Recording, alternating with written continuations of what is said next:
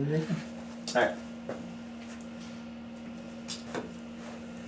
Okay, so what's up everybody, this is Ruben Garcia, and this is a beautiful day, and today on the Proven by Ruben podcast, we have Kelsy with Guidant Wellness Institute. How are you? Good, how are you? I'm doing amazing, I'm doing great. So if you could, tell everyone who you are, what you do, how you do it, and all that good jazz. You might have to prompt me again. Who am I? Yep. Who am I? Kelsy Timas. I am the founder and CEO of Guidant Wellness Institute, but also a holistic life coach, military spouse, entrepreneur, sister. I'm a nene. I think that's like my most proud moment. Yeah. I'm a nene to all my littles. And yes, that's who I am. Okay. What I do, I'm a board certified holistic health advisor. Okay. And practitioner. So that's really kind of the arcing description of what I do. And underneath that is everything from corporate wellness coaching, creating programs for large corporations to small businesses, teaching yoga, running yoga teacher trainings all across the country, and working one-on-one with individuals with their healthcare plans, their personal, we call them personal prescriptions. Gotcha. With a mission really to integrate holistic practices back into our modern day model of healthcare. Gotcha. Okay, so how long have you done this? Over 20 years. Whoa. Yeah. Whoa, that's more than I thought. Well, although I mean the growth of it, like Right. it's been a progression. I didn't set out to. I mean, a holistic health practitioner didn't even exist back when I started the pathway there. Right. But yeah, over 20 years. I started in quality management for 2 IPAs, an Independent Physicians Association in California. And then went into patient care in neonatal intensive care, and then decided I was that was the wrong place for me because everyone was already struggling with health in the urgent emergent. And you think you would know that going into nursing school, like you want to help people, and it dawned on me, like the prevention is not going to be happening necessarily here. Whoa, so would you say that was the switch in your mindset of... Totally. It was AHHA. It was 2:30 in the morning. Really? Yeah, I worked night shift. I was standing in the hallway looking into all 4 of our suites, and back then we would tuck the warmed blankets around our collars because you get really cold when you're tired. And it hit me like a ton of bricks. Like, this is everything I want to do and know where I want to be all at the same time. Like I'm doing the right thing in the wrong place, which is a lot like right people, right seats in business. Yep. I'm the right person, I'm doing the right work, I'm in the wrong seat. I need a new chair. I need a new place to do this work. So what was that drive home like? Right after Long. it hit you? It's always long, right? Yeah. And you have that little bit of out-of-body experience because you're seeing it all. But what was really great was I got home and I had an invitation in my mailbox, literally. Really? For a holistic program. It had my name on it. I called the office, and it was the first day of work for a friend of mine that I hadn't seen in years. And she was the admissions officer. And she said, come see me today. And I started literally that day. So I finished the night shift and launched class that same day. That's how fast it happened. And when you launched that class, did you know, like, this is where I need to be? Immediately, like in my bones. I guess some people would call that woo-woo, but I've always been somewhat intuitive about life, and I think in medicine you really need to be. And I consider myself to be part of a healer's population. It took me a long time to feel comfortable using that term, but... Why? Because people heal themselves. We really author our own healing. Facilitators, I prefer I'm a facilitator for healing. Right. But I can't heal anybody. Right, it's to the individual that has to do that. Yeah. Wow. Okay. Man, where was I going to go with that? Because you had me on the way that you were driving home and it hit you, and then the first day that you were in that class. Oh, it's kind of interesting because you have some people who say that they're in a bad place and there's nothing that they can do about it and all this and all that. Mm-hmm. And for you didn't ignore the universe throwing something in front of you saying this might be the way to make the change. Right.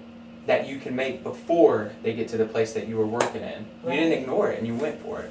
Right, and I really think that, I mean, that's happened 1,000 times in my life since then, and they're like ripples in a pond, and I think they are all tiny little lessons that have cultivated a practice in my life that are preparing me Right. for the wave of impact that Yeah. I really am here to help create. Yeah.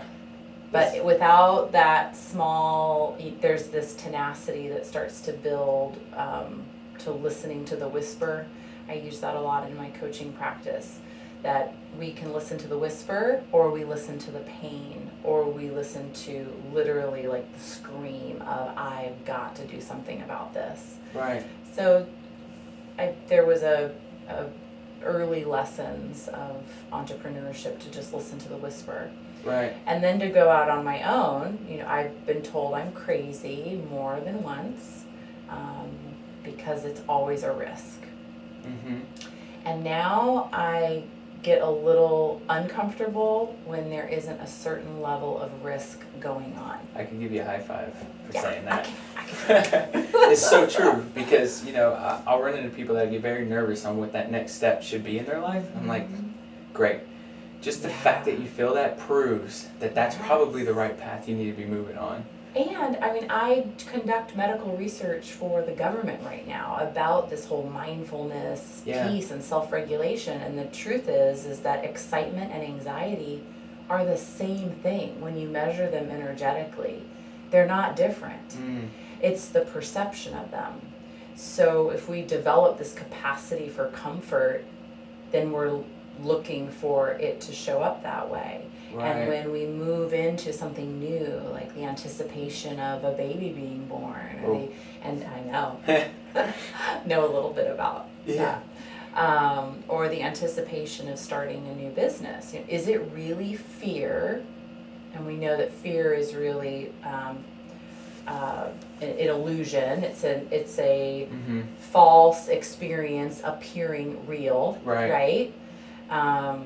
Is it really fear, or is it the no, like you're really close to a mind shift, a belief shift, a life change, and we've adapted to comfort. Yeah, exactly. And I think it's a little primal as well, because if you move into uncharted territory, and you don't have a little bit of that fear, that little bit of where your eyes open up just a little bit more and you're a little bit more aware, then you might miss something and you might collapse super fast. Right. But with your awareness already super high, because you have that quote-unquote fear, it's going to keep you in a ready mode when starting your new business, so when something out of the ordinary happens, you're ready for it and you see it, because it heightens your awareness.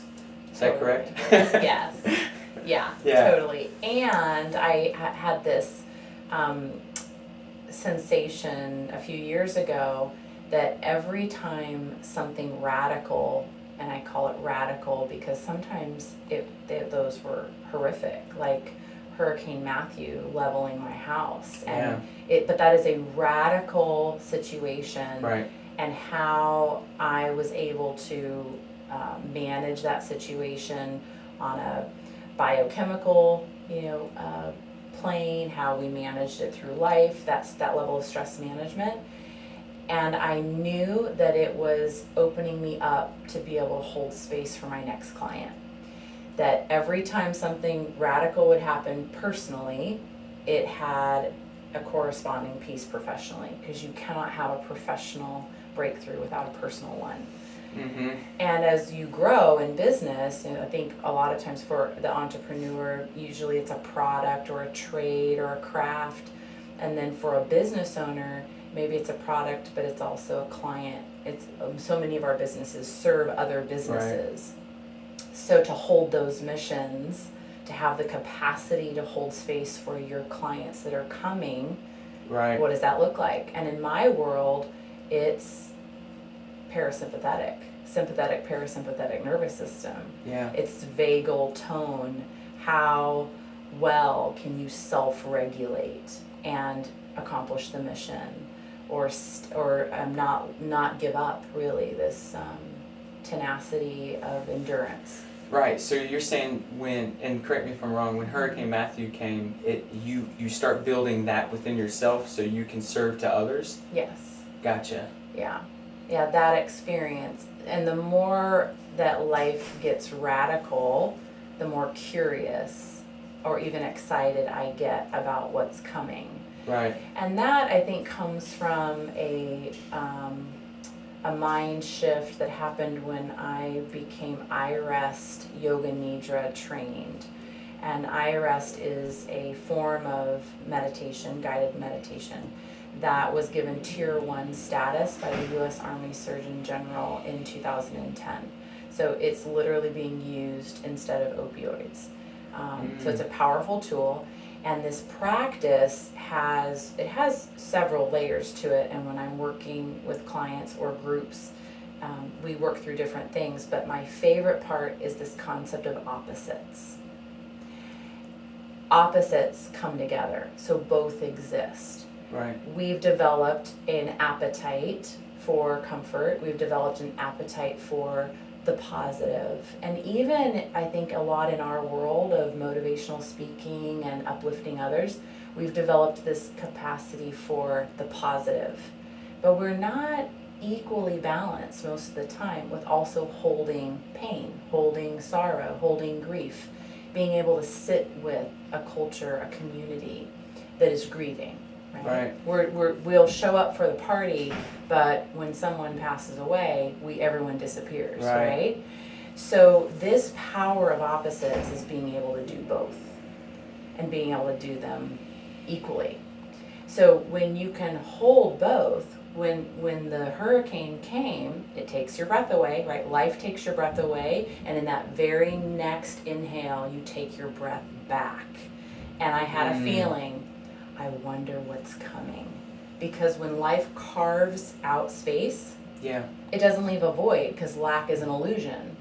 So what am I being opened up for? What is space being created for in my life? And in that moment, the difference between thrivers and survivors is that expectation of make my suffering an offering for something more. That I know, I don't just trust or ask or want. I know that something equally, with equal magnitude, is on its way. Oh, that's so interesting. So and I don't want to go like 4 or 5 different places with that. We have a series. We should have Thursdays. Thoughtful Thursdays. Okay. I'm down, because I feel like it's gonna feed me. It's gonna feed me. It's gonna give me so much. It's interesting because the way that you explain that and the way that you live through that, would you say that you start to attract something to fill in that void because you believe that it's coming, you know that it's coming in with the same intensity, which drives me to our next question: what filled the void? What happened in your life that filled that void? That came with the same intensity of a hurricane. Right. Or are you still waiting for it, or did it? It was. I mean, that's still happening. But I think there were 2 parts to that. The first part was what brings it, right? Is it just the expectation that something is coming that then allows it to move in? I think my personal belief has a little more of a quantum physics background, and so I believe that the opposite is always moving in, or that it's present all the time.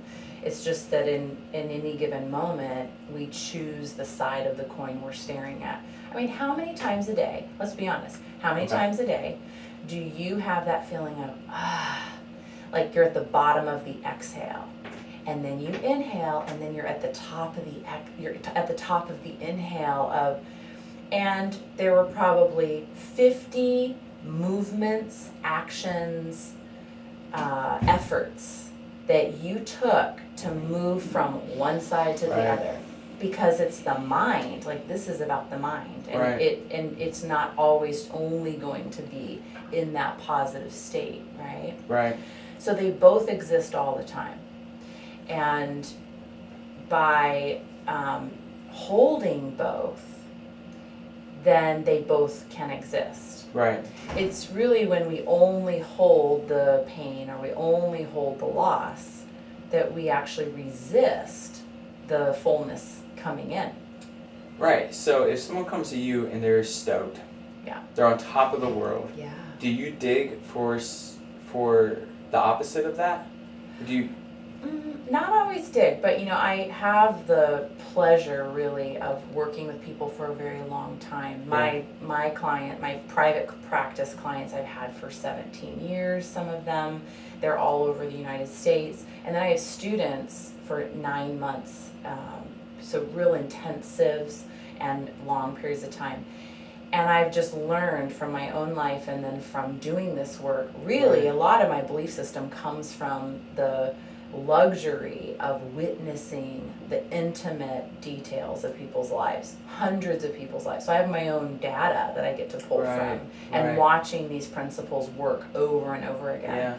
So you're making me think of an individual I worked with, and there was a peaking going on in their life. Right. And I knew, like, they were at the top of that roller coaster. And they had never reached that because of the things we were putting in place. So they were carving out. They wanted more out of life.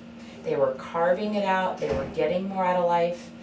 And I remember saying goodbye and having this sensation of, I already know where we're going next session. There's going to be a backside to this. And the very next phone call I got was, you're never going to believe what happened, right? It was that side. Yeah. But what's interesting is that they're now moving into an even higher place than they were. But it was the beginning of asking for more.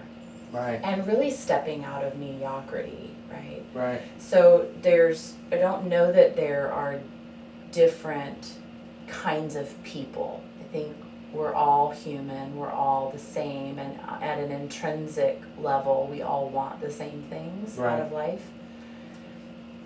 On a soul level, we make different decisions. Right. And we each are a piece to making it all work. So even someone not risking everything like we have to achieve a vision, something, that we've been given, a vision of where we're going to be, doesn't make that person or that life necessarily less of a well-lived life, right? The difference is, does it haunt you?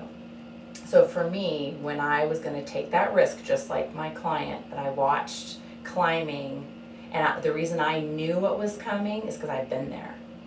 And when I was at that first climb, the first climb was leaving the comfort of Western medicine and starting my own business, right? Then it was selling that to move to Fort Bragg and follow my soldier, and 9/11 and all of this stuff we're going through, and then come into an industry, basically help launch holistic health in Fayetteville, North Carolina. Then it was leave the comfort of a private practice and expand and open the institute. And my mom, who's a really good friend but also a client of mine, mirrored back to me when I was struggling with that decision. She said, okay, take a minute, just drop in and feel doing what you feel you need to do, what you're being called to do, what you see. Feel it completely and feel it in your body. So I did, because you can always feel it in your body. Like, where is it even in your body? At what level is it motivating you? How close is it?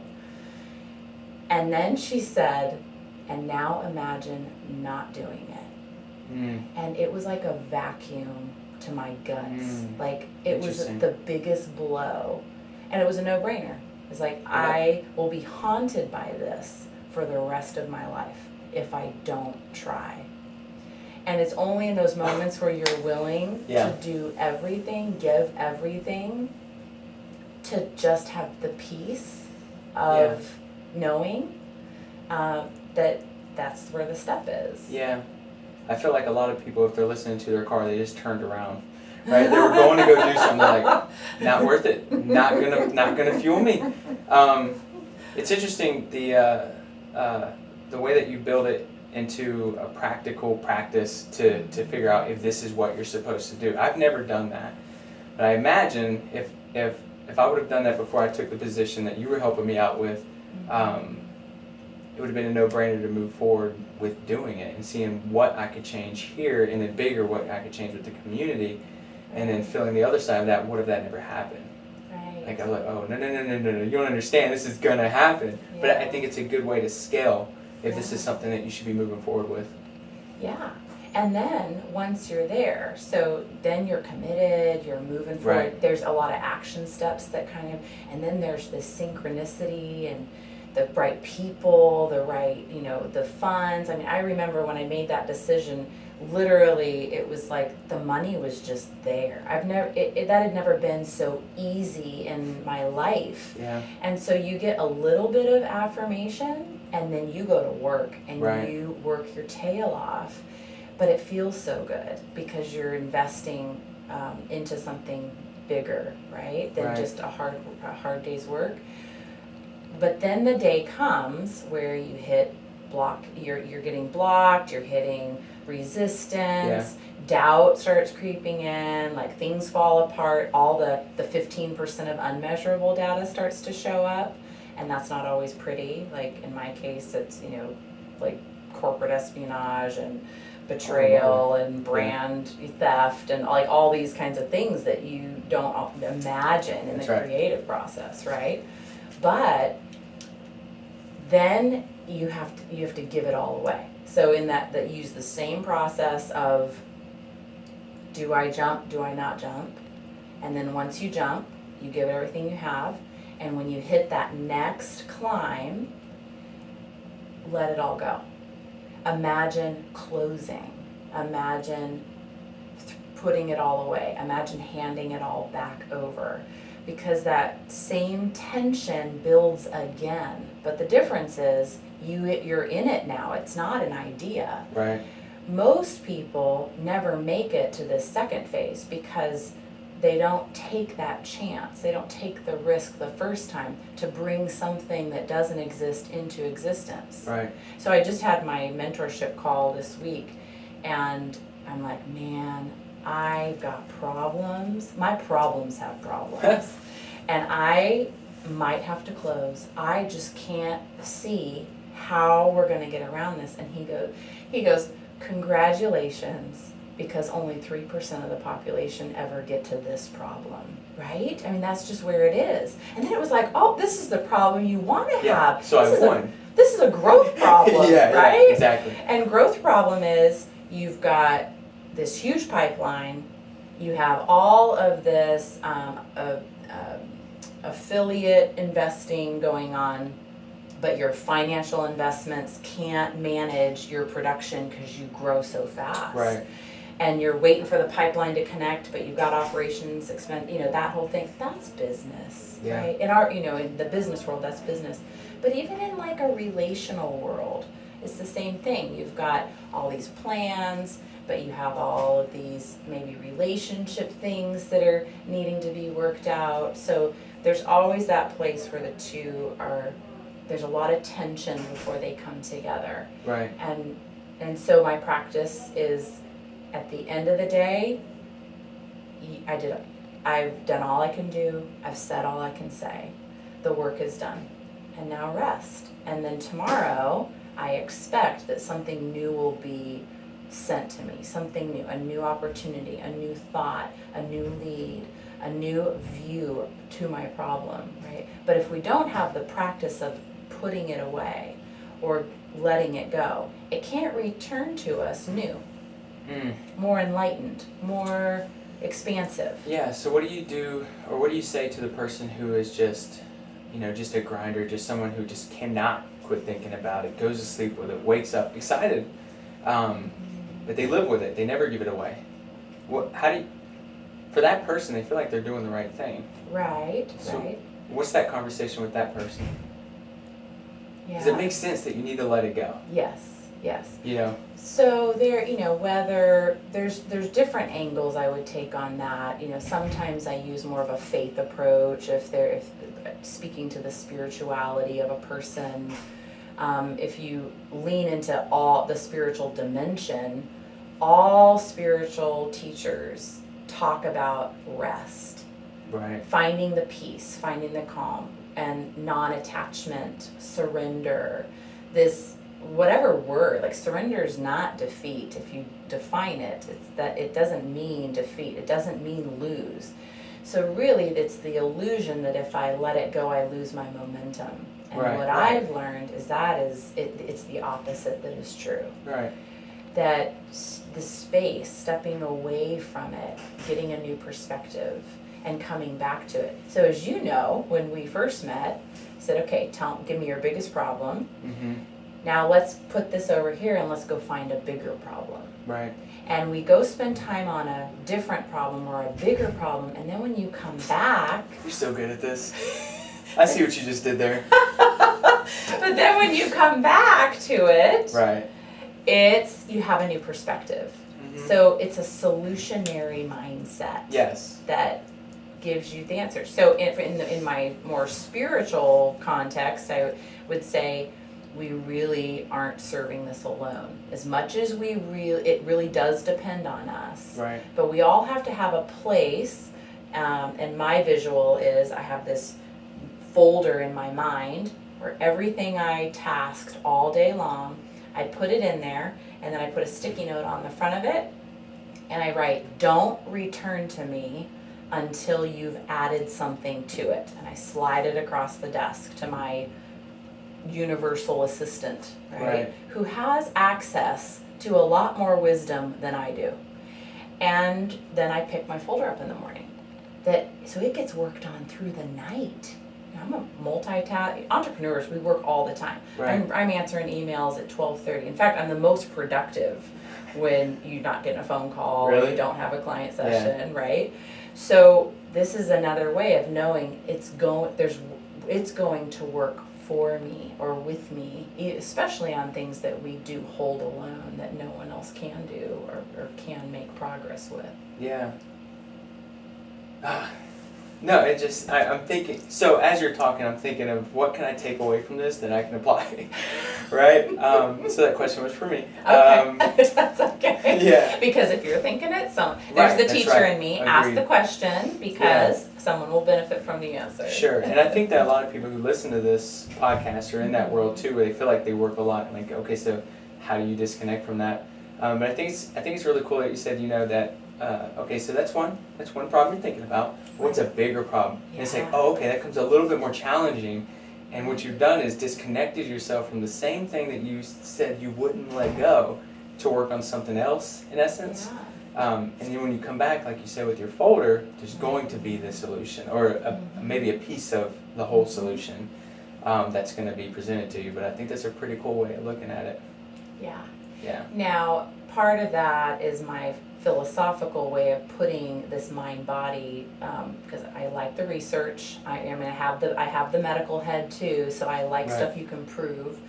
And I think the research that we have found in mindfulness for over 20 years now, I can't live without that data driving it. And so what we know about pain is that it's not a sustainable motivator, which means that your big problem that you're suffering from is not motivation to move it. Yeah. If anything, we start to adapt and get used to it. And then you start to burn out slowly, and you lack the drive to roll the boulder uphill because you've just now become accustomed to it being hard, and everything about it has to be hard, right? So that's actually a really unwise path to go down. Yeah. Instead, what the science proves about pain is that most addiction comes from no separation from pain because it loses its edges. So you eventually start medicating instead of finding solution. So if you have a moment of zero pain and then you come back to pain, you're putting it in a category where you can now manage it. For people who are in chronic pain, if they can have even just a moment of no pain, they have a change in awareness, and it's measured in pain tolerance. So right. Chronic pain that is medicated actually reduces your pain tolerance. So I believe hustling without rest develops this tolerance for the hustle that actually slows down progress. Right. And reduces your ability to pivot and persevere or launch forward. Right. The quicker you can step out and step back in, I mean, it's kind of like basketball, right? Right. That agility helps progress the game faster. Yeah. So what if you're working on, let's say, 3 things throughout the week, and let's say Tuesday and Wednesday you're working on all 3 things. Tuesday and you're working on all 3 things. Wednesday they're completely different. Would that count as a in and out if one task is something I want to focus on, and then at 2 o'clock I switch to the next task, and then so on and so forth? Absolutely. Would that count? I think one of the ways that showed up in my life was I have clients 8 to 8 Tuesday, Wednesday, Thursday. And then Friday, I would teach a group class, get on an airplane, and fly to Texas and drop into a yoga teacher training and immerse myself with students and program. And then it was like coming up out of water, like divers do. Right. On Monday, like re-emerging back into business, and all my strategic calls are scheduled on Monday when I'm traveling home. And in some ways, it's like, whoa, and that can almost be overwhelming because I've been somewhere else completely. That's right, yeah, right. But what we've been told about, what my team has been told is what you've managed to do in 3 years, like how is that even getting done? I mean, we graduated over 200 students in 3 states in a little over 24 months. Wow. And that was the side gig. Right? That wasn't even, that was just the part-time weekend job. Right. So there's something about production and quality management and problem solving that really happens in that. And being a diverse human being. Yeah. So when we're not accessing all of our archetypes. Right. We are underutilized intelligence for the most part. Right. I agree. Yeah. Yeah, and that's how I look at this this podcasting thing too, right? Mm-hmm. It's because, before this I had a phone call with a bunch of other coaches who coach other people. And so it was a conversation of where the opportunities lie to help the coaches coach the agents or coach the business owners, and then we go straight into a podcast. But it does, man, everything you're saying, because now I've pushed that aside. And now this is my focus. Yes. And so I've stepped into this and let that go. And do you see that you use that same, because like you said, it does kind of increase production. Do you use that same technique with business owners that you coach with? Yes. I feel like you've done it before. I have. Yeah. So for anyone listening who doesn't know, Kelsy actually coached me in 2017. 2017, because we were looking to grow the Agent Leadership Council here, which is top 20% agents within a Keller Williams office that can help move the market center forward. And Kelsy and I were talking, and so what's big to focus on, and legacy ended up being the thing that we started focusing on. And she brought clarity to legacy. Like, I don't even know where to start. I didn't even know where to start with that. And you really brought clarity on bringing the team in, having a conversation with them, and helping me really bring clarity to, okay, so how do you strategically build legacy within the community that you say you want to build legacy in? So I guess, thank you. Thank you for that too. Thank you. Yeah. Well, and you taught me. Oh, yeah. Yes. Okay. What I'll never forget. I think it was the second meeting in your office, and that painting was hanging behind the chair I was sitting in, and I wanted to know the story about it. Yeah. And so I've actually used that a lot. That was profound. And what you didn't know at that time was I was in one of the most stressful periods of my professional life, with the betrayal of a colleague, and our business model was in jeopardy, and a major, thing that we'd been working on. And you're in that place of, do you just keep going, or do you try to build a plan B? And when you told me the story of that painting, and you said burn the ships, because as long as the mind has an alternative route, and see, the reason that landed for me is because the neuroscience proves that. The neural pathways in the brain always follow the path of least resistance. We're taught from the time we're a child to have your plan A, but have your backup plan, right, as a way to prepare, especially in military community and things like that. Right. Well, there is a point in business where that can be your demise, and you burn the ships because everyone needs to be on deck, and all of your own faculties and your team need to all be serving towards the same thing. And what was going on in my organization was we were all serving different things, and right, and the one, the self, when we serve the self, that can be the most dangerous. But right. So it was about, I knew exactly how to get my team back on track, and it starts with me, and to burn plan B, because there was only plan A at this point, and it was a very successful year. Because of that one move, right? So, Isn't that amazing? We both needed each other in that moment, yeah. and we both may not even have known how much we needed each other in that moment. But you took something away from it, and I definitely, because I hired you after that, I definitely took something away from that. But it's cool to hear that story. Yeah. Yeah. And I believe that's true for all times that if I could offer anything to a business person or an entrepreneur, I would say lean in in that moment when you're feeling like you need the support, for that reason, because you don't always know. And so when you pick up the phone and make that call, that might just be a lead, or a connection is made.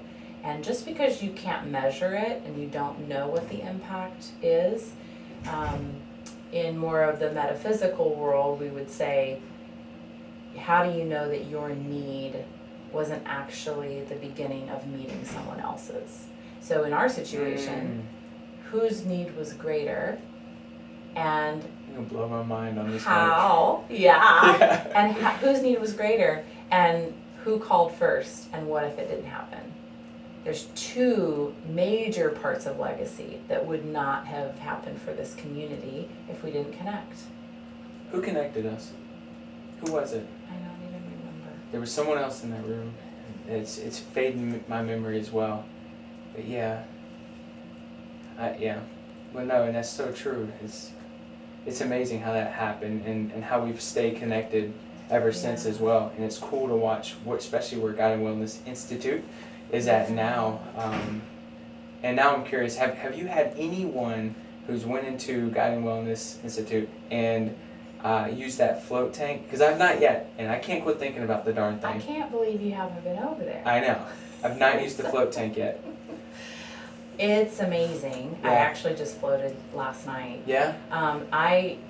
It's a human performance thing. I mean, it's something that can be used for so many different reasons. It can be part of a healing protocol. People suffering from chronic pain, migraines, stress. It specifically addresses activation of the parasympathetic nervous system. So anyone who's in first response, that's, what we know is their sympathetic nervous system is cranked all the time. Oh, yeah. So to have that switch turned on for you is powerful. But what I found is if you float regularly, or like anything else that you put into practice, you move into the high range of benefits. Right. And the level of mental clarity, I usually can't sleep now afterwards. It will reset the limbic system, so for people who need rest, it will help adjust that for them. But for me now, and my rest is important to me, so I have that that as well. But I get writing. It just unlocks. I write programs. I'll just sit down for 3 hours after I've floated. I have so much mental clarity that I can perform in the way that I need to and produce exponentially. So human. Yeah, because there's no and correct me if I'm wrong. There's nothing that stimulizes, right, you except for your mind. Like there's nothing else. And there's no light. There's no touch. No light. You're floating. You're floating. You're at body temperature, Yep. so there isn't even you lose the sensation of being in water, so there's no air or water sensation unless you're looking for that. So there's no interruption. No one can reach you. Ugh. So it's uninterrupted. It's awesome. Yeah, And in today's world, like think about it, how quickly. And true. And let's add this to the docket. I want to have a connection call or podcast sometime about how to manage the multiple ways in which we can reach someone. And why is it that we call, Mm-hmm. and so the phone, they don't answer the phone, so we text. Yes. Then we send an email, and then we go on Facebook Messenger. Yep. And then you've got 5 messages from the same person you have to return. Right. So that is so real for everybody's world. Yeah. And so that's where the floating is amazing. There is no way people don't have access. Initially, when you're traveling through the stages of consciousness, the very first thing you're going to go through your to-do list. And literally you'll go, oh, I need to call. Oh, wait, I can't. Because you also can't reach for the phone. Right. Because you're in, obviously you have control What's to get the time? up. 60 minutes is your standard. Okay. 90 minutes is even better. I feel like I feel like it would have to take, especially for someone who's used to being stimulated by the phone all the time, the light, the conversation. Right. I couldn't imagine. For me, this is how I'm thinking. It's going to take some time for me to just wash everything on my mind. Yeah. Well, and that, there is kind of this illusion around meditation that you empty the mind. I think that concept helps you empty the mind in a way of allowing the thought to move and stop hooking, stop attaching to thought. But really the mind is never going to empty. Yeah. But when you can give it time to unwind and you create space between thought and have uninterrupted thought where you can move through the stages of consciousness. So what I know is for people who've never meditated before, floating there's a little apprehension about that, and we recommend we have a 5 punch card, you do it in 5 sessions at a time, and you really want to do those no more than a week apart when you're first starting, right? Because each time it's going to be different. You're able to get a little bit further in the journey. Yeah. The way I describe for a new floater, this is the lecture you'll get when you come. Yeah. And we'll schedule that before I leave today. Would love to. It's like watching your friend's favorite movie with them. They're telling you what's happening the whole time. And you're there. It's like, hush, I know. So the mind's like, oh my gosh, there's no light. Oh. And it's like, I know, I'm here too. Yeah. I'm having the experience. Yeah. Can you find something else to do? Once the mind has been through its first floating experience, the next time you go through the process, it's like, this again. Like, oh, okay. And it goes into the corner with its electronic and kind of does its own thing, and you're able to move beyond attached thought. Yeah. So, and this is probably why you should stay in coaching, because when I was working with you, one thing I started doing was I'd wake up earlier to have time to well, I know where you're going, and believe me, I want to go there too. I think I created madness in my life. But anyways, but I would wake up, and once I got rid of that, I would just breathe. I would sit, and sit in darkness, and no one knows this till now, in the office. Yes, yep. I love that. No shoes, and just kind of sit and breathe, and that brought it slowed everything down. And honestly, you know what I got out of that? I started getting very thankful, like gratitude. Right. Like just started overwhelming me of just, I had all this worry and what's going on next, and how am I going to approach this, and I just got rid of all that and was just thankful for where I was at, who's in my life, who's helping us grow. I mean, just thankful, and I haven't done that in a while. I know. Return to the practice. Yep. In yoga, one of the oldest phrases in yoga is practice and all is coming. Practice and all is coming. So we just return to the practice. And another one of the Yoga Sutras says, and then begins the practice of yoga, and then yoga comes and goes. And really, yoga is just life. Yoga is breath and movement. We're doing that all day long. When we're living our practice off the mat too. So we practice and all is coming, and then it comes and goes, and the tension returns, and we return to the practice. Yeah. We just return to the things that we know work. Right. And at the end of the day, they're the simple things. They're the things that always call us back. Family, laughter. Yeah. The being human, right? Because really what we're doing is very superhuman when we're challenging status quo, and we're breaking barriers, and we're even just our own, right? We're becoming something new within ourselves, and then we just return to the simple. Right. Yeah, no, I agree. And one of the things that I said, I felt like I was creating hecticity, I guess you would say, in my life, was when we were working together, and I told you, I was like, I wake up early, I've got, I just, there's so much to get done, so I show up to the office super early, and I just start grinding it through, and what I found out was I was focused that I would have a lot of work, right? Coming in super early, and we found out that with me focusing that I was going to have a lot of work when I showed up at work, I had a lot of work when I showed up at work. Right. But as soon as I let it go, I didn't have that work. And I had more time to just concentrate, like what I just said, just sit down, just breathe, just to kind of feel myself, fill myself up in that moment. But that was a big aha with you, and the how much I would let work go on the weekends and just be nutty on my Jeep, and like not a collar and a tie, just a complete opposite almost. And you're like, yeah, you need that. Opposite. That's the opposite. Yeah. Absolutely. And so I like embrace that. I go nuts on the weekends. But no, I really embraced that too. And you never had you had motivational Monday Yeah. all the time. Yeah. And I think I always got the call on a Monday. Mondays you were rolling because you'd stepped That's away. Right. Yep. Yeah. Yeah. So that was big. That was big for me. So with because I know you work with a lot of military as well. Yes.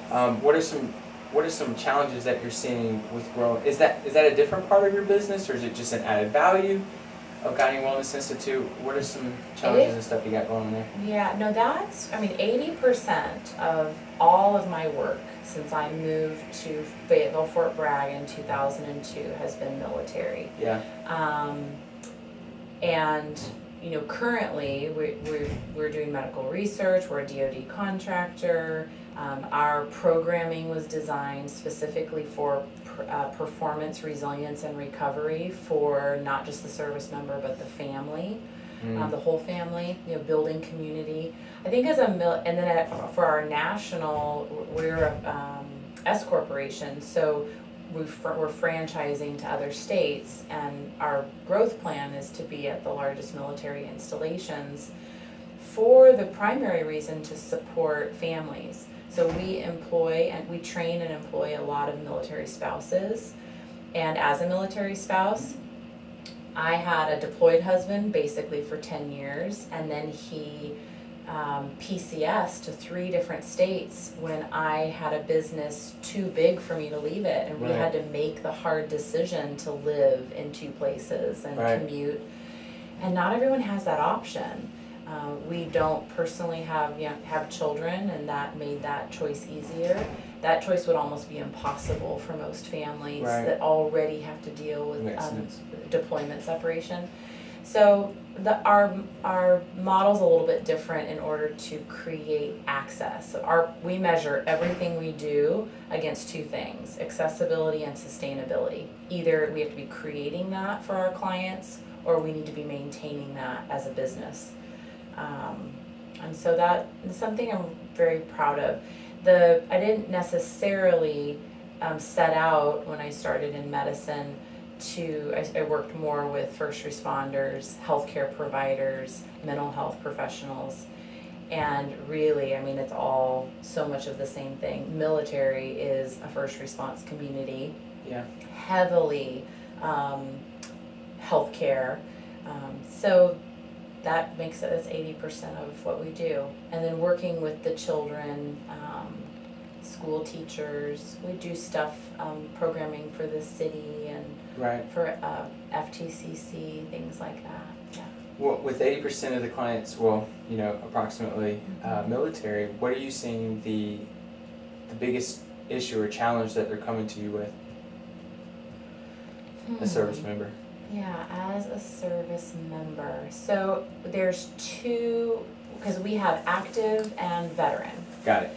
So our veteran community actually is very exciting. The whole health, if anyone listening is not aware and is affiliated with the military, the whole health model that just came down over the VA, nationally, internationally, is a really exciting thing, and something that I've served a long time and didn't really know that I would see this happen in my lifetime. So I'm very excited about that. It's basically the reintegration of whole health back into Western medicine for the VA protocol.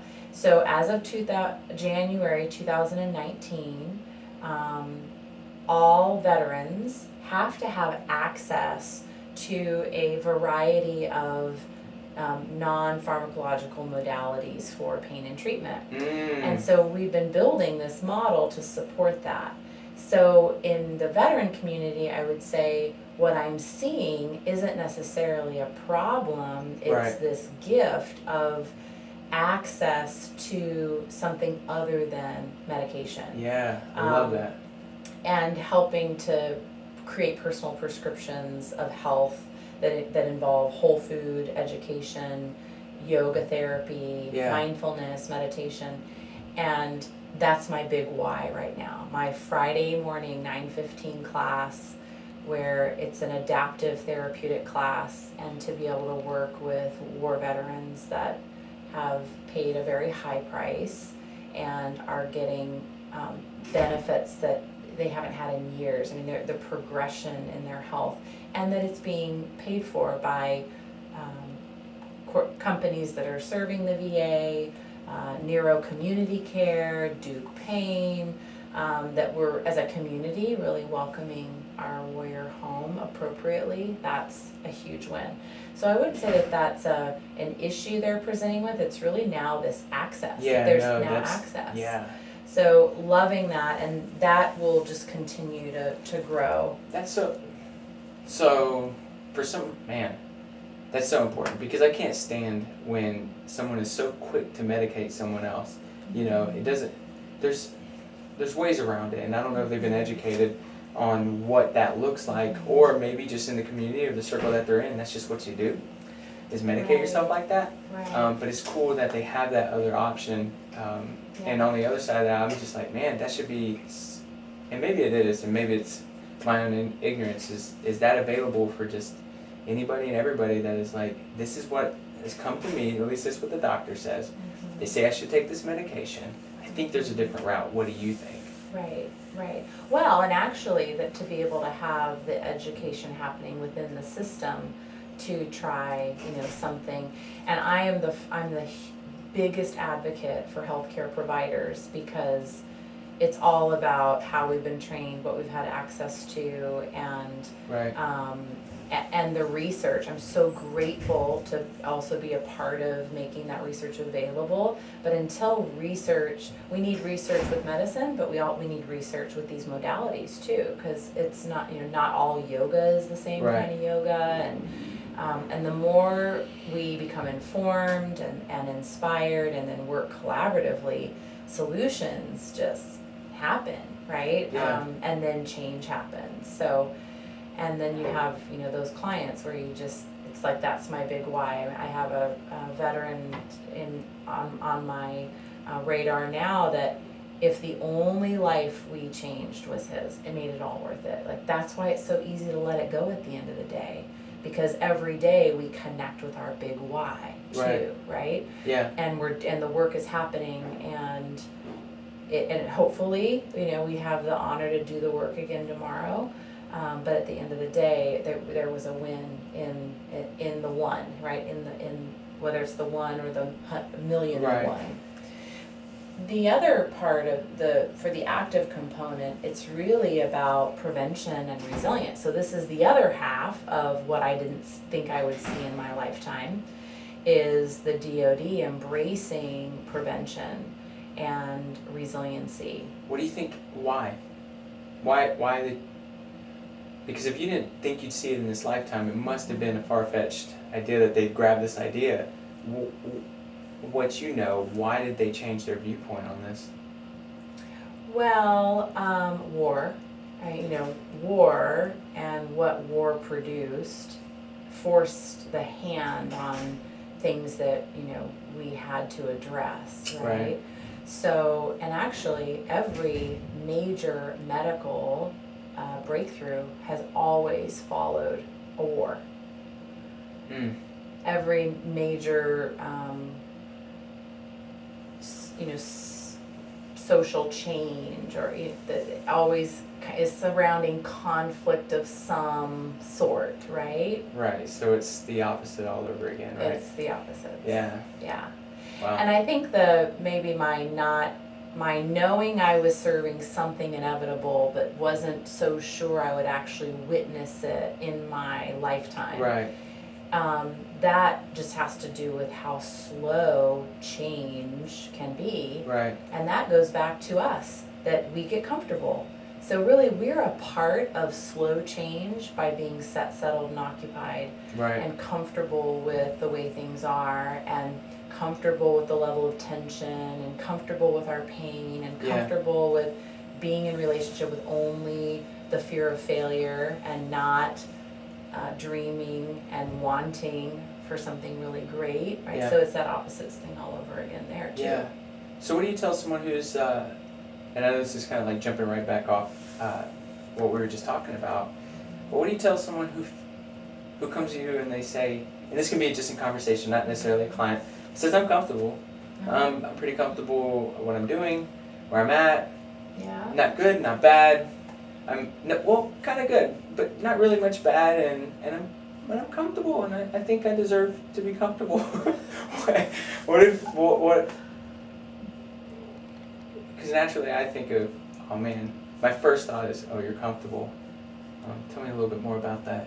What is that? What does that look like?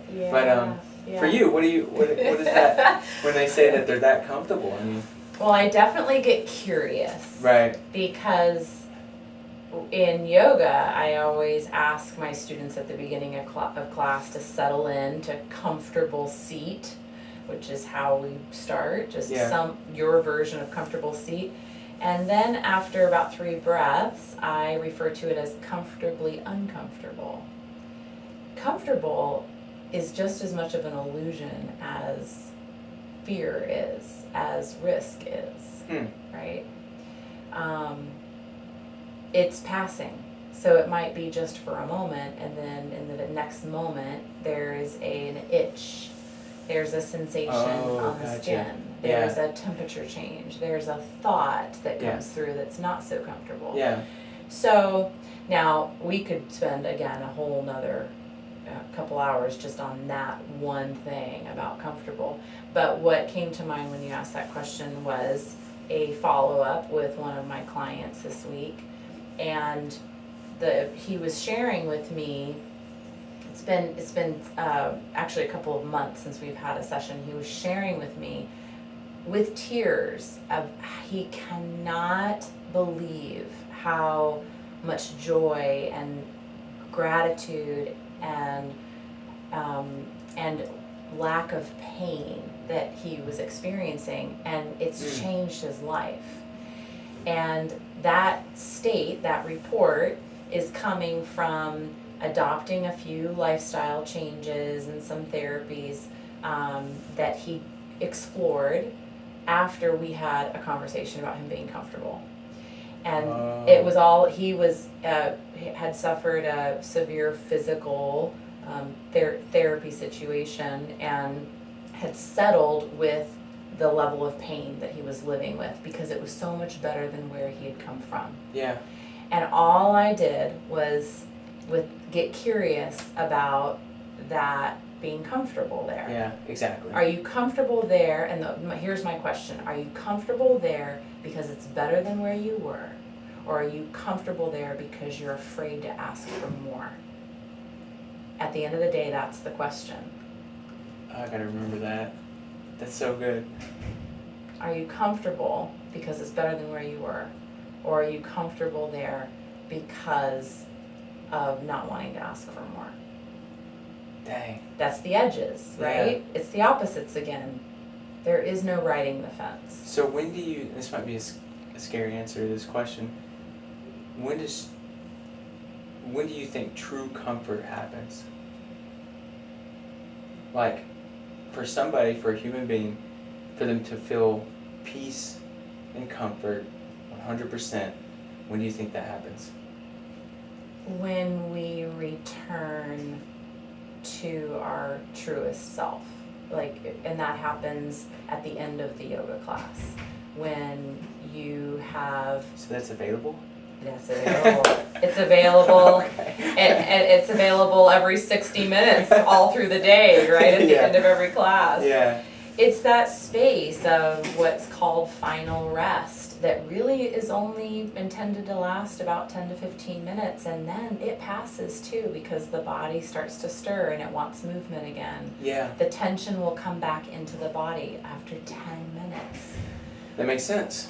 So, and I guess the way that I was thinking is, what if you've lived your life to the fullest, you feel as if you've given it everything you have, and you've changed others so that they think differently to give everything that they have, and you're at the last few seconds of your life, is that, because you won't feel tension after that, is that, 100% peace and comfort that you've done everything that you could do and you've changed the lives of others to change others' lives, to change others' lives. Is that it? Or could you? So I'm so digging this right now because today is International Yoga Day. This is one of my favorite days of the year. Yeah. So I'm grateful that you had time today to do this. What your yoga is life, and what you're describing is that. So our life will be one long yoga class where we arrive to the practice, and then we have final rest. For those of us that choose to practice the yoga all through our lifetime, we get to have a glimpse of that final rest over and over and over again, and go back to the work, go back to the practice, go back to deepen it. And so I don't know how we would quantify this, but because I've been a practitioner for over 30 years, well really my whole life. My dad actually lived in an ashram at some point, so I've got lineage with Yogi Bhajan, who's a little yogi guru. But the practice, I don't know how we would qualify or quantify it, but the more you practice that final rest through your lifetime, I'm convinced will be the most restful in that last moment, when it is the final rest. Yeah. And maybe that's, when I was building my business and I would hit a challenge or I'd hit a roadblock, I would literally just get up from the table and go to a yoga class. Not necessarily even do my own practice. I needed to go somewhere where someone was just telling me what to do, was just directing my body and my breath to move on my mat, and I would come back and I would be able to work again because I could move the energy.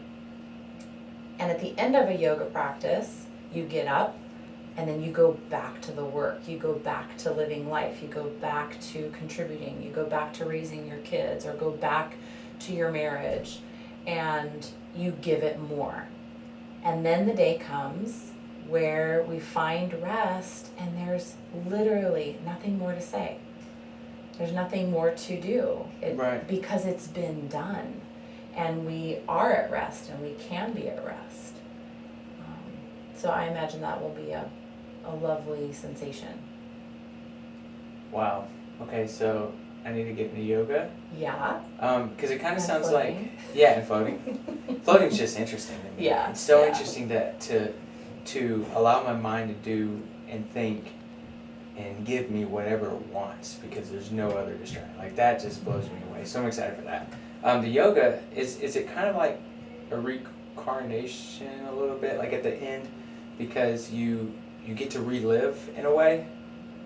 Am I kind of taking that in the right way? So you let everything go, and at the end there's peace, like you said, for only about 10 to 15 minutes, and then there's an itch, or there's a tighten of a muscle, right? And it goes back to, oh, I'm here.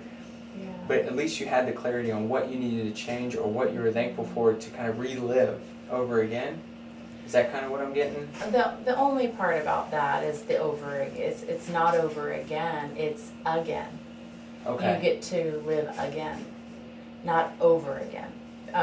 This is actually just a fun fact for those of us that geek out on neuroscience and all that, is that cells are only meant to be born, and then to die and shed. They are only one direction. And cancer is actually cells that won't die, right? When they don't operate according to their homeostasis, their cycle, their life cycle. So we will never be in the awareness tomorrow. We could have the same conversation, and we will not be in the same awareness. This will never happen again. This moment won't happen again. Except that, thank goodness you're recording it. You know, we did say that one time. I said, I wish we could record these sessions because they were powerful, and they're so, sometimes light drops in, or awareness drops in, or truth drops in into that moment, and you want to capture it, but you can really only breathe it in. So the yoga teaches us to unattach ourselves from all the things that weigh us down. Work through the challenges, develop strength and flexibility to adapt, and then to thrive and come back to it new, come back again. It's just representing ourselves to life, because it can never be done again, but we can do it even better, more aware, more clear, more strong today than we did yesterday, because we shed, we let something go. And it goes all the way down to the cells in your body that do the same thing. Down, which is what the science proves, is that it actually rewires neural pathways, it regenerates on a cellular level, and so now yoga is part of every healing and anti-aging protocol, and it's the #1 prescribed modality in our Western culture now, because it's that good. Now, so it's really not that I'm just like a yoga junkie, and that's why it's always a part of my philosophy. It's that it's the most universal. Anyone can do it. You don't have to have a bunch of things, or like even the tank is great. It's this great resource. But you can't strap that to your back and take it into a war zone with you, but you can take your practice, your self-regulation practice. So your self-exploration practice is really connected to your self-regulation practice. Yeah. So do you, because I know you do corporate wellness as well,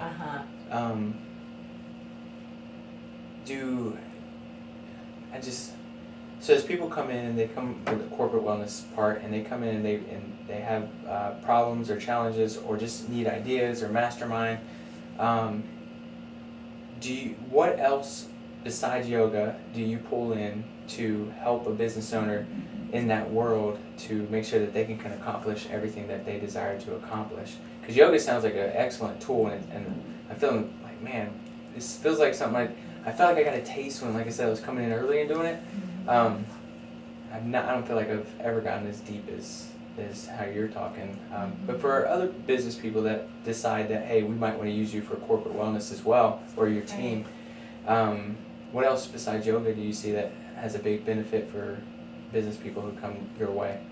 So if it's a mind-body exercise, it's breath work, meditation, qigong, and tai chi. The disciplines of yoga, qigong, and tai chi, and they're so easy to do. You can be in work clothes. I mean, I go into offices all the time, and we kick off our high heels and loosen up the ties and just do breath work before their team meetings. I've had groups actually, they won't do their team meetings and their reporting without that first, because it changes the nature, it changes the productivity, and it changes the energy that people bring. So, those pieces, our corporate wellness model is really diverse. Because we actually assess companies. We're working with a national company right now that has, they're in human services, so they have this human service product and service that they're giving to the community. Then they have clinicians, then they have management staff, like clinical directors, then there's business staff, then there's the team leads, and then the organizational heads. So we actually evaluate the company from A to Z, and figure out, where are we suffering, where are we bleeding, where do we need to have more of a kind of an emergent plan, what's the long-term plan. And as you know, we went through that with your company. Which what was so beautiful is you had so much culture in place already. So I think we had so much fun and had such quick progress, because so much of what we teach was in place, and that was so refreshing for me to see. So that was more prevention, and that we were able to move right into the legacy phase, because we weren't having to correct issues. So there's, culture is a big piece. Where's the culture of the company, and the vision. And I always am looking for commander's intent, that's just my military coming out. And part of our corporate wellness mission is just, we can get you wherever you want to go. You just got to tell us where that is. We need to know the goal. We need to know the end game, and then here are the different pathways that we can take there. And they need to be authentic, because at the end of the day, fold it in, right? You fold it in. It becomes a part of self-regulation. So eventually, the relationship phases to more maintenance, because you adopt the processes and they work internally. And I think that's what makes our model so unique. And it works. And I remember when it feels like it doesn't work, and I remember that you and we had that conversation, and you're like, great, because this is the retraction, and just get prepared. This thing's gonna work out. And then of course we did really well. I think, one thing I'm taking out of this is a reminder to focus on myself, and really exploring more back into, because I was scribing, I was writing all the thoughts that I had when I was just sitting and breathing, and it's just reminding me that I kind of need to go back into that, because it wasn't a bad place I was in. It made things better, and I think we allow ourselves sometimes that, and we give ourselves the excuse that we don't have enough time, so I need to fill that time up doing quote-unquote productive stuff, and all you do is create more of the stuff you don't want in your life, like I've learned myself, and I just need to go back into that.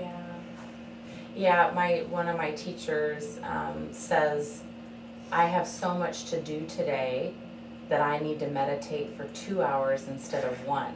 Right. And there is a thing about that. There just really is a thing about taking the time.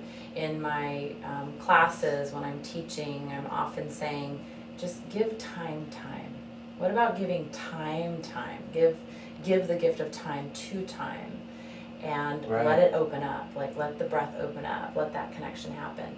And that, again, is not necessarily a fault. I think that's just an organic byproduct of being human. We fall away from the things that are simple because big things do happen in life. Changes. So we get into that and then we adapt so quickly. Mm-hmm. What I love about traveling and living in so many different places and staying in different places is I get to feel that edge. If I only have to be away from home for about 14 days before I start adapting to that new environment. Right. And then I come back to my environment and it's like, I don't really need all that. All right, keep it simple. So, but when we adapt within our own life, it usually then takes something else happening in life to send us back to that plan that worked for us. Or in the coaching process, when we would say, remember back to the time when you felt the most inspired, and we did a little bit of that work too. Yep. Have you had the experience of being inspired, and then what was going on? And that was how we came to discover the things that were non-negotiables for you, right? Yeah. So there's a value in falling away, because if you discover it and it's working well for you, it might just be a thing. If you fall away from it and you come back to it, it's now an added value item. Right. And then the day comes where it doesn't fall away because the price is too high, right? I understand that the price is too high and I can't, this is non-negotiable. Yeah. Yeah. So you also mentioned that that you've traveled away and then you came back and you realized that you did or did not need something. What was, tell me about one of the times that you did leave and wherever you went and it made such a big impact that when you came back you made a big change. Is there something that comes to mind of your travelings that you've really taken back home that you've changed in your personal life or your business? Well, I think that piece, the first thing I think of is when I was driving down my street to the house, and even though it was a epic kind of moment and I realized, oh, this isn't something that's going to just be fixed tomorrow. Like, I've now just been tasked with this life change of being homeless, really, that sensation of not for that night, not knowing where I was going to rest even that night. And I remember going inside, I collected my dog. Now this is after the hurricane? Uh-huh. Okay. Yeah. So I collected my dog, and there was just an important file. We all have our important file that you have to take with you. Yeah, your Dropbox. So I grabbed my important file, and I stood in the doorway and asked myself, is there anything that I need to take with me? Because this all might be gone, because it was still raining, but this all might be gone. Yeah. And I didn't need anything. And so I think that life of belonging nowhere and everywhere at the same time. Did you have to convince yourself to leave some things behind? No. It just happened. Yeah. Yeah. I think I didn't live it, right? So I guess in the moment of trying to live it in my own mind, I would have to convince myself to leave some things behind. Like, you know what, you really don't need that, Mm-hmm. It's kind of powerful to... Then that kind of goes to the practice of every day I give it all away. So right. There was this, maybe that's where the practice showed up for me. Like, the more we practice, the practice can show up that for makes us. Sense, yeah. So that probably was very true, but what's also miraculous about that is right after that the rain stopped. And so when we went back thinking everything was going to be gone, the most important things were still there. Like my painting from my teacher Right. was untouched, not a drop of water on it. Yeah. Or my grandfather's piece of art was still there. So it was incredible. Everything that was lost was replaceable. And, you know, I mean, some irreplaceable things were lost Sure. too. But there was this thought of when you don't expect for any of it to be there, and then there was this gift of more. And I call that the moreness effect when I'm working with people. If you work with people long enough, the cycle is there, and the moreness effect comes in. Yeah. So I'm struggling with myself because there's a few things I want to talk to you about, but I don't want to talk about on air. Right, where's your pen? No pen. They're pretty. Let's schedule an appointment. They're pretty deep, so yeah. they're not anything I need to write down to remember. Okay. You know? But it'd be interesting to hear your perspective, and I know people are like, "You better say it." The ones that are listening right now, I'm not. But it's and I hope the people that are listening, they can hear the value through listening to this on why it's important to talk to you and your, now. Anybody who wants to work with you, do they work with you directly, or is there a filter system depending on whatever their needs are that they're going to work with someone on your team? Yeah, right. Yeah. It just depends on the specific, person, company, things like that. So, but guidingwellness.com, it's all there. We have a corporate wellness portfolio that you can kind of look through. If it's, a company like Service Source that specifically wanted to do food education, I do the original kind of contracting and reviewing the company, but then our director of food education runs that. How big is your team? 12. 12 people? 12. Whoa. Yeah. All right, so what is your position? Well, so I'm the CEO Yeah. and founder, but I have one of my coaches said, I found a new word for you. You're the chief visionary officer. Yeah. Because not all CEOs are the visionary. Yep. So, I definitely, that's my thing. The visionary is CVO. the CVO. Yeah. It's got a better ring to it, anyways.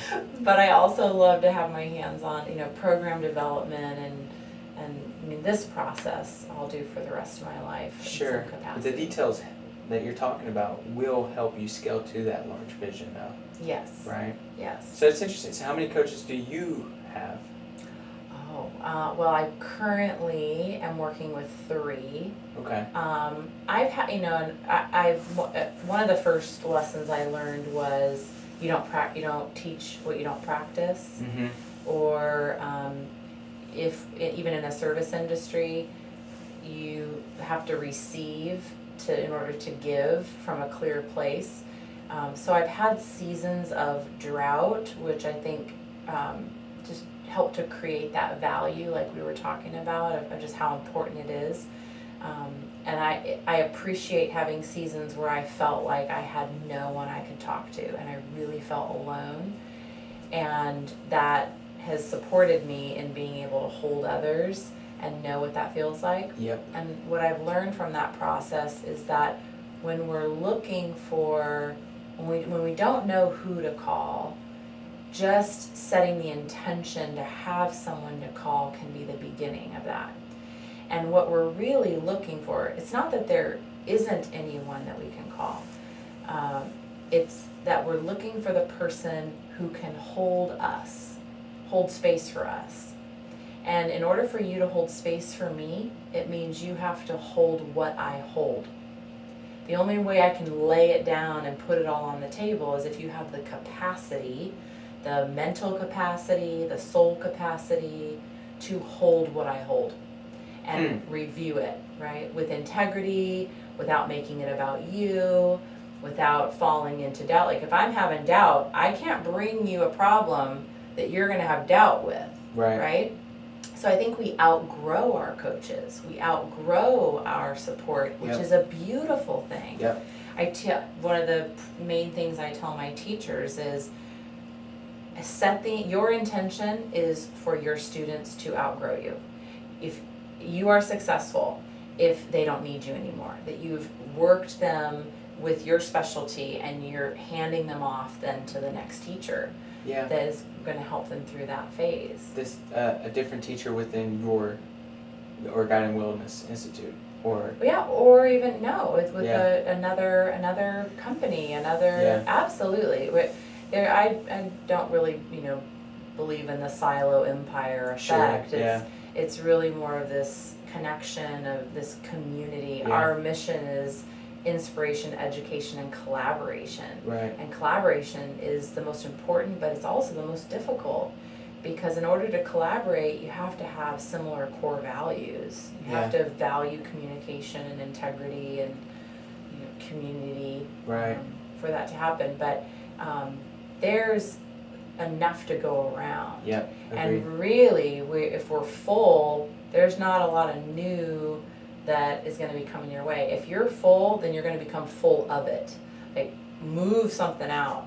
Right. Retire something and get some new blood into your business. Get some new blood into your teaching. Get some new blood into your service. Yeah, you told me that before. Definitely remember that. So and I work with people who aren't necessarily with KW. I mean, it really doesn't matter who you're with, and I'll do that. And correct me, or just throw whatever you want at me. If I'm building a business and someone leaves because their vision becomes bigger than mine, I find it to be a little bit of my responsibility to build a large enough vision that everyone and anyone feels that they can grow in. Where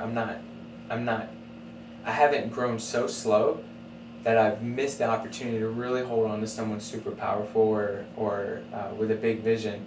But I need to grow faster. My vision needs to grow faster than maybe someone else within my organization, so they can grow within my organization instead of saying, you know what, my vision's outgrown yours, and now I've decided to leave. Is that a challenge that maybe I'm just having with myself, or because I find that to be a challenge? Like, oh wow, they got a big vision. How can we support that? Right, as a team. And keep growing that.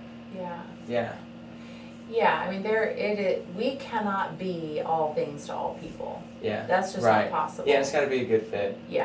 And so that's where the team approach comes from too. But that also, I think, if we're talking to coaches today, anyone who is facilitating guidance on any level for others, our number one responsibility is to identify all the other assets of the team we're working on. Because if we don't first ask the question of who else are you getting support from, where are you getting your financial guidance from, where are you getting your emotional support from, who do you go to work on your marriage? So this holistic, I think. So partly why our business has been so successful and why I've had such a fulfilling long-term career. Why have I had clients for 17 years?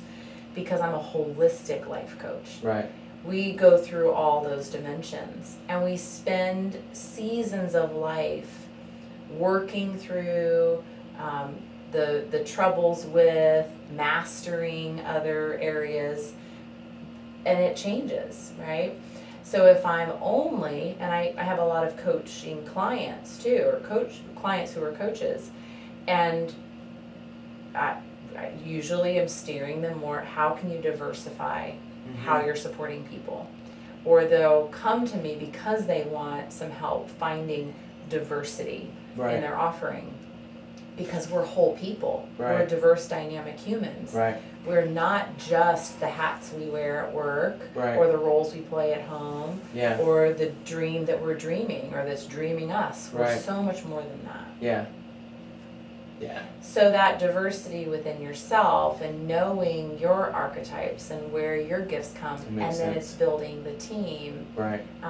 Remember the car? Mine's already going there. When we did your team building meeting, and that was so beautiful. It was all about how do we function as a team so that everyone's needs can be met. And you treat your clients the same way. Agreed. Last year I had 3 coaches, including you, and it's because I needed a different view to help a different thing I had going on in my personal and or my professional life. Yeah. So sometimes that one coach may not be holistic for you. Got it now. For me, Right. I don't know if I could be so diverse, but sometimes you don't use that you don't look at your coach and say, hey, listen, you don't have everything, and maybe correct me, you don't have everything. So I'm going to move somewhere else. Maybe that person's so good at what he does that's his one thing, he or she, and so you'll look somewhere else and say, now this person, like you, could really help me in this world because one of her great things, and you've just delivered the whole time, but what you were giving me versus what this other person was giving me was different. Right. And it doesn't make this better than that. It's just I needed to be filled more in the world that you helped me out in, and that person needed me, or I needed to be filled from that person in this certain little world that I felt like I needed that help in. Right. Does that make sense? Yeah, and then to have that team. I think a good strategy for a coach is to have several coaches themselves, like you do, and then have several, in our corporate world, it's subject matter experts. So maybe someone doesn't call themselves a coach. Right. And actually, we created this model for one of the nonprofits that I've had the pleasure of serving with, Connections of Cumberland County. Took on the mission of homeless women and children in Cumberland County. And it's a brilliant model, and it works. And it's part of using this advisory board that is full of individual skill sets that have 10,000 hours in that modality. Because until you've got 10,000 hours in, you're not a subject matter expert. Right. And so any one of us on that advisory board would not necessarily call ourselves a coach for that trade or for that skill set. But because of who they are and they have full successful careers doing that, they can offer that perspective to a solutionary conversation that we need to have over a client or over a program.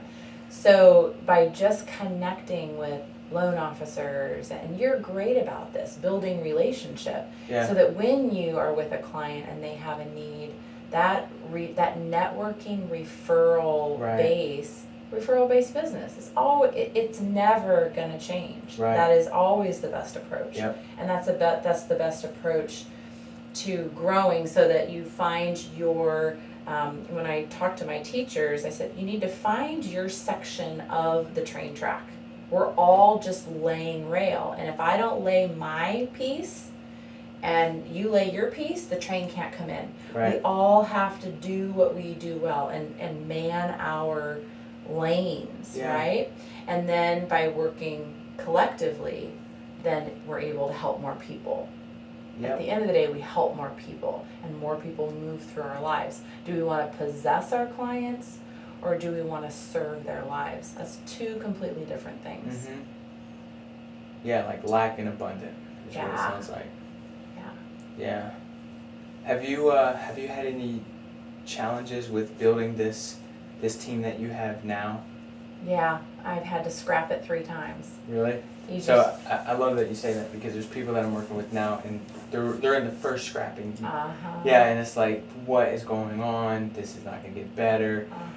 But it's great to hear that you've scrapped it 3 times. Yeah, I mean, it's just that right people, right seats. That really sticks with me, because the seat changes. Right. Sometimes the seat changes, and sometimes the person changes and can't occupy that seat. But there's also in the anatomy of building your business, especially from vision. Like, my challenge was I'm building something that doesn't exist. It was really I didn't have a mentor, and I didn't have someone to learn from. I mean, in business, I learned a hard lesson around contracts and non-competes and things like that. But to not have the model to follow, you're a little bit in the dark. And so for entrepreneurs, I think that's a common suffering. And the first people you collect are the people that fan you into flame. They just affirm you. They don't necessarily see what you see. Like, I mean, my mom, only just like the other day, she goes, I get it now. Yeah. And she's like my number one. Yeah. She's my roll dog. I can take her Yeah. anywhere. Yeah. But she's my affirmer. She Yeah. fans me into flame and just believes in me. Right. She believes in me. Yeah. Then that second round is, I'm inspired by what you're doing because I want to do the same thing. I'm inspired by what you're doing because it looks like what I want to do, and you're giving me courage to do the same thing. And so that's usually where the biggest disappointments happen in that season, because that's when people sell you out, like, or they take your brand because they're actually inspired by your model. And then that next layer is, I see what you're doing and I want to be a part of it, and I don't want to do my own thing. I want to be a part of this. So enough of it is in place that people know how to be in relationship with it, so they can align with it. Yeah. And then I see the challenge I'm in now is, now we're a thing and we have a client base and we have a product and we're delivering. Now it's about relationship. So you want to be here, you believe in what we're doing, and now how long of a relationship? Do we need a prenup?